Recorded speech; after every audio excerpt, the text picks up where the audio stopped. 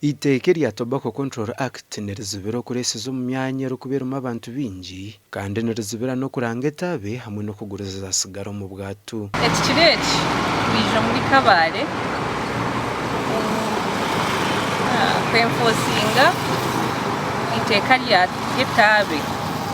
Iteka riratugira ngo tutareseza omu bantu, tutareseza omu marwariro, omu mashomero, emyanya irimo abantu bingi.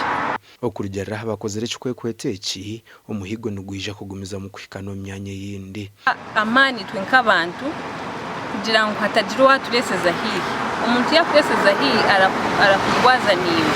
Manya ngu kansa erarwaza, manya tobacco erarwaza kansa. So iwe ubararesezeho niwe orarwara munonga n'okukira orikugireesa. So tugezeho kureba ngu tutwikiriza abantu kutureseza hihi. Patience Butesi nagira ngo no kukoresa shisha nacyo nikiteganisa munonga amagara g'abantu. Abo twakwata haba bari kureseza mu bantu baza kuza polisi either baba faininge ninga baba warninge ninga okurugirira nko kwiteka riragamba.